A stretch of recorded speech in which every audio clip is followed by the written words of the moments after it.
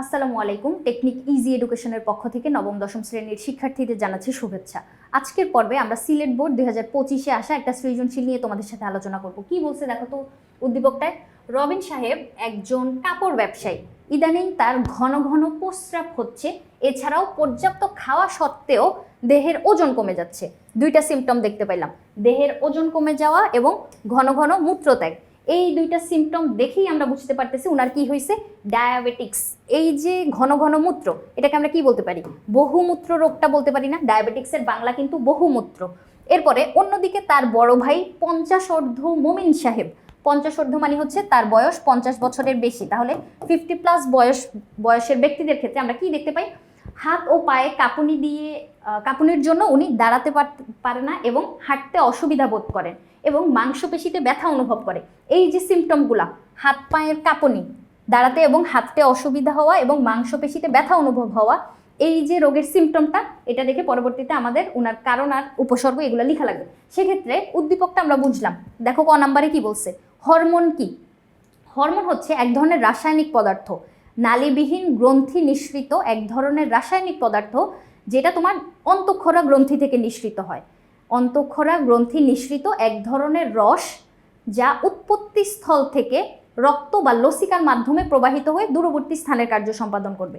এখন দেখো, এটা যেহেতু নালীবিহীন আমি বলে দিছি, তার মানে ওর চলাচলের জন্য নির্দিষ্ট নালী নাই, এই জন্য ও রক্তের সাথে মিশে যায় বা লসিকার সাথে মিশে যায়। মিশে গিয়ে রক্ত তো আমাদের পুরা দেহে ফ্লো করে, ওইটার সাথে মিশে গিয়ে তোমার হরমোনটাও পুরা দেহে ফ্লো করবে।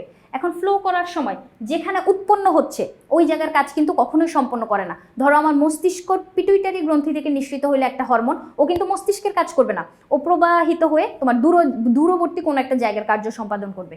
তাহলে এই যে রাসায়নিক পদার্থ বা এই যে রসটা, হরমোনের বাংলা হচ্ছে আমাদের প্রাণ রস। প্রাণ রস, এটা হচ্ছে হরমোনের বাংলা। তাহলে এই যে রস জাতীয় পদার্থটা অন্তঃক্ষরা গ্রন্থি থেকে নিঃসৃত হচ্ছে, এটাই হচ্ছে আমাদের হরমোন। এরপরে কি বলছে, প্রতিবর্তী ক্রিয়া কিভাবে নিয়ন্ত্রিত হয়। প্রতিবর্তী ক্রিয়া আমাদের সুষুম্নাকাণ্ড দ্বারা নিয়ন্ত্রিত হয়। সুষুম্নাকাণ্ড কি, সুষুম্নাকাণ্ড হচ্ছে তোমার মস্তিষ্কের পেছন থেকে বের হবে একটা স্নায়ু, যেটা কি হবে তোমার মেরুদণ্ডের ভিতর দিয়ে চলে যাবে। আমরা কি জানি, মেরুদণ্ডের ভিতরে এরকম ছোট ছোট 33টা হাড় থাকতেছে, ওখানে ভিতরে যে ফোরামেনগুলা, এই ফোরামেনের ভিতর দিয়ে এভাবে লম্বা হয়ে চলে যাচ্ছে কি এই সুষুম্নাকাণ্ডটা। এখন এই যে প্রতিবর্তী ক্রিয়া, এই প্রতিবর্তী ক্রিয়াটা সুষুম্নাকাণ্ড দ্বারা নিয়ন্ত্রিত হবে, মস্তিষ্ক দ্বারা কিন্তু নিয়ন্ত্রিত হবে না। এইগুলো হচ্ছে উদ্দীপনার আকস্মিক একটা ক্রিয়া। দেখো কোনো একটা উদ্দীপনা, তুমি এটাতে অনেক ফাস্ট রিয়েক্ট করবা। কিভাবে, তুমি সেলাই করতেছো, তোমার হাতে হঠাৎ করে সূচ বিঁধে গেলে তুমি হাতটা সরায় ফেলাবা না।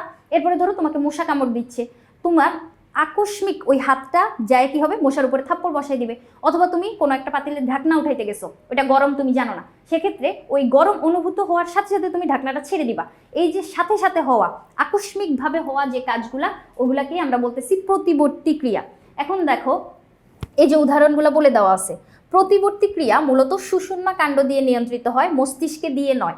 অর্থাৎ যেসব উদ্দীপনার প্রতিক্রিয়া মস্তিষ্ক দিয়ে না হয়ে সুষুম্নাকাণ্ড দিয়ে নিয়ন্ত্রিত হচ্ছে, তাদেরকে আমরা বলবো হচ্ছে প্রতিবর্তী ক্রিয়া। তাহলে আমাদেরকে এইটাই তো জিজ্ঞেস করছিল যে কিভাবে নিয়ন্ত্রিত হয়, সুষুম্নাকাণ্ড দ্বারা নিয়ন্ত্রিত হয়। এরপরে বলছে উদ্দীপককে মোমিন সাহেবের সমস্যাটির কারণ আর উপসর্গ। মোমিন সাহেবের কি হয়েছিল, মোমিন সাহেব ছিল রবিন সাহেবের বড় ভাই, তাই না। এই যে তার বড় ভাই 50, তার হাত পায়ে কাঁপুনি হচ্ছিল, এজন্য সে হাঁটতে পারতেছিল না এবং দাঁড়াইতে পারতেছিল না।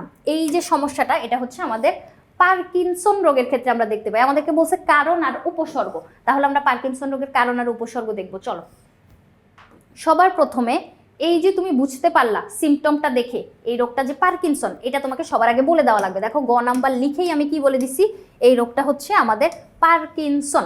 এখন পার্কিনসন রোগটা কি জন্য হয়, মস্তিষ্কের এমন একটা অবস্থা যেটার কারণে আমাদের কি হয়, স্নায়ুতে সমস্যা হয়, মানে স্নায়ুতন্ত্রের সমস্যা হয় এবং ডোপামিন হরমোনের রিলিজ কমে যায়, যার জন্য 50 বছরের বেশি যারা, মানে 50 বছরের উপরে, তাদের ক্ষেত্রে আমরা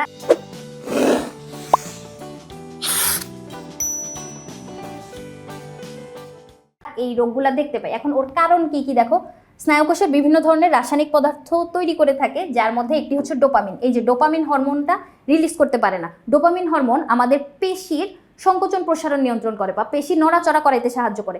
এখন যদি তোমার ডোপামিন হরমোনই রিলিজ না হয়, তুমি কি পেশি নড়াচড়া করাইতে পারবা? পেশি বলতে এখানে আমাদের ঐচ্ছিক পেশিগুলা। দেখো এই যে আমার হাত, আমি নিজের ইচ্ছা মতো নড়াচড়া করাইতে পারতেছি, তাহলে এই যে ঐচ্ছিক পেশি, হাত পা, এই পেশিগুলা প্রাণী নিজের ইচ্ছায় সংকুচিত প্রসারিত করতে পারে বা সঞ্চালন করতে পারে, কিন্তু ডোপামিন হরমোন যদি রিলিজ না হয় সেক্ষেত্রে তুমি কিন্তু নিজে নিজে এই কাজটা করতে পারবে না, তোমার পেশিগুলো হচ্ছে শক্ত হয়ে যাবে। এখন এই যে ডোপামিনের কোষগুলো, মানে ডোপামিন হরমোন রিলিজ হওয়ার যে কোষগুলো, এগুলো ধীরে ধীরে নষ্ট হয়ে যায়। ডোপামিন ছাড়া ওই স্নায়ু কোষগুলো পেশি কোষগুলোতে সংবেদন পাঠাতে পারে না। কি বলছে?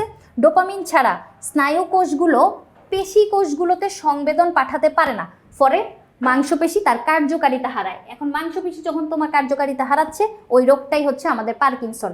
এই রোগ হইলে আমরা চলাফেরা, লেখালেখি, সোজা পথে হেঁটে যাওয়া এগুলো হচ্ছে পারি না, কারণ আমার মাংসপেশিগুলা বা হাত পা অনবরত কাঁপতে থাকে। এরপরে দেখো আমাদেরকে উপসর্গ জিজ্ঞেস করছে। উপসর্গগুলা কি কি দেখো তো। প্রাথমিক অবস্থায় এই রোগীর হালকা হাত পা কাঁপে, মানে প্রাথমিক অবস্থায় হালকা কাঁপতে দেখবো। এরপরে কি হবে? এর উপসর্গ হিসেবে আমরা দেখবো হচ্ছে চলাফেরায় বিঘ্ন ঘটে, মানে ওই যে কাঁপতে থাকে, সেক্ষেত্রে সোজাভাবে চলতে পারে না। চোখের পাতায় কাঁপুনি হওয়া, চোখের পাতা অনবরত কাঁপতে থাকে। কোষ্ঠকাঠিন্য হওয়া, কোষ্ঠকাঠিন্য হচ্ছে তোমার মল শক্ত হয়ে যাওয়া, এই রোগটাকে আমরা বলি হচ্ছে কোষ্ঠকাঠিন্য। এরপরে খাবার গিলতে কষ্ট হওয়া, সোজাসুজি হাঁটায় সমস্যা হওয়া, যেহেতু সে কাঁপতে থাকে এই জন্য সে সোজা হাঁটতে পারে না, অথবা তুমি যদি তাকে বলো একটা স্ট্রেট লাইন টানতে, সে দাগ টানতে পারবে না, কারণ তার হাত অনবরত কাঁপতে থাকবে। এরপরে মুখ অনড় থাকা, কথা বলতে সমস্যা হওয়া, ওই যে মুখের পেশিগুলোতেও তো তোমার সমস্যা হবে, সেক্ষেত্রে কথা বলতে পারে না এবং নড়াচড়ায় সমস্যা হয়। এই যে উপসর্গগুলা, এগুলো আমরা কিসের ক্ষেত্রে দেখলাম? পার্কিনসন রোগের ক্ষেত্রে কিন্তু আমরা এই উপসর্গগুলো দেখলাম। এরপরে আমাদেরকে কি বলছে দেখো তো। উদ্দীপকে রবিন সাহেবের রোগটি নিরাময় করা না গেলেও নিয়ন্ত্রণ করা যায়। রবিন সাহেবের কি রোগ ছিল? এই যে ঘন ঘন মূত্রত্যাগ, তার মানে এটা ছিল বহুমূত্র বা ডায়াবেটিক্স। এখন ডায়াবেটিক্স যে রোগটা, এটা যদি তোমার একবার হয়, তুমি কিন্তু ওইটা পুরোপুরি সুস্থতা কখনোই লাভ করতে পারবা না, কিন্তু ওই যে ডায়াবেটিক্সের পয়েন্টটা, ওইটাকে কমায় আনতে পারবা বা লেভেলের ভিতর রাখতে পারবা। সেক্ষেত্রে তোমার জীবনযাপনটা বা লাইফস্টাইলটা চেঞ্জ করা লাগবে, তাহলেই কিন্তু আমরা এই রোগটাকে মানে নিরাময় করতে না পারলেও নিয়ন্ত্রণে রাখতে পারি। এখন ডায়াবেটিক্সটা নিয়ন্ত্রণে রাখার জন্য আমাদের 3D মেনে চলতে হবে। এই যে 3D, প্রথমে আমরা যে রোগটা ধরতে পারলাম বহুমূত্র বা ডায়াবেটিক্স, ওইটা সবার আগে বলে নিব, এরপরে বাকি কথাবার্তা। ডায়াবেটিক্স হচ্ছে তোমার রক্তে গ্লুকোজের পরিমাণ বাড়ায় ফেলায়, মানে এরকম একটা সমস্যা যেখানে গ্লুকোজের পরিমাণ বেড়ে যায়। এখন গ্লুকোজের পরিমাণ যদি বেড়ে যায় সেটা তো সমস্যা। আমরা ইনসুলিন গ্রহণ করার মাধ্যমে এই গ্লুকোজটাকে নিয়ন্ত্রণে রাখতে পারি। এখন ইনসুলিন তো গ্রহণ করবাই, ওইটা ঔষধ হিসেবে ব্যবহার করতেছি, কিন্তু আরও কিছু নিয়মকানুন যদি মেনে চলো, সেক্ষেত্রে একটা সুন্দর জীবনযাপন করলে আমরা ডায়াবেটিক্সটাকে নিয়ন্ত্রণে রাখতে পারি। কি বলছে দেখো তো এখানে, আমাদের 3D মেনে চলতে হবে। 3D, একটা ডি হচ্ছে ডিসিপ্লিন, একটা ডি হচ্ছে ডায়েট, আরেকটা ডি হচ্ছে ডোজ অথবা ড্রাগ। তাহলে ডিসিপ্লিন মানে কি? নিয়ম শৃঙ্খলা। তুমি যদি নিয়ম শৃঙ্খলার ভিতরে জীবনযাপন করো, অর্থাৎ একজন ডায়াবেটিক্স রোগী যদি নিয়ম শৃঙ্খলার ভিতর জীবনযাপন করে, সেক্ষেত্রে কি হবে দেখো তো, ওনার কিন্তু এই যে রেঞ্জটা, মানে গ্লুকোজের মাত্রা যে বেড়ে যাওয়া, এটা কিন্তু আমরা নিয়ন্ত্রণে নিয়ে আসতে পারবো। এখন কি বলছে দেখো তো, এই যে সুশৃঙ্খল জীবনযাপন, এটা ডায়াবেটিক্স রোগীদের জন্য মহা ঔষধ। মানে সুন্দর একটা জীবনযাপন শুধু যে ডায়াবেটিক্সের জন্য এরকম না, যে কোনো রোগের জন্য তুমি যদি সুন্দর করে জীবনযাপন করো, তুমি কিন্তু বিভিন্ন রোগ থেকে মানে পরিত্রাণ পাইতে পাবা। এবার নিয়মিত ডাক্তারের পরামর্শ মতো খাদ্য গ্রহণ করতে হবে, ব্যায়াম করতে হবে, পরিষ্কার পরিচ্ছন্ন থাকতে হবে, বিশেষভাবে পায়ের যত্ন নিতে হবে। তারপর নিয়মিত প্রস্রাব বা রক্ত পরীক্ষা করার মাধ্যমে তোমাকে দেখতে হবে যে ডায়াবেটিক্সের যে লেভেলটা, ওইটা কি বেড়ে গেল না কমে গেল। মানে বেড়ে গেলে হচ্ছে আমাদেরকে আবার নিয়ন্ত্রণের ভিতর রাখতে হবে। সেক্ষেত্রে এই কাজগুলো যদি তুমি নিয়মিত করো বা নিয়ম শৃঙ্খলার ভিতর যদি জীবনযাপন করো, সেক্ষেত্রে আমরা বলতে পারি যে এটা মানে ভালো হবে। এরপর খাদ্য নিয়ন্ত্রণ। ধরো ডায়াবেটিক্স রোগীদের এমনিতেই তো গ্লুকোজের পরিমাণ বেশি রক্তে, সেক্ষেত্রে তুমি যদি আরও বেশি পরিমাণ গ্লুকোজ গ্রহণ করো, ধরো মিষ্টি জাতীয় খাবার বেশি খেয়ে ফেললা, খাইলে সমস্যা নাই। যদি ব্রেকফাস্টে তুমি বেশি শর্করা গ্রহণ করে ফেলো, সেক্ষেত্রে লাঞ্চ আর ডিনারে খাইও না।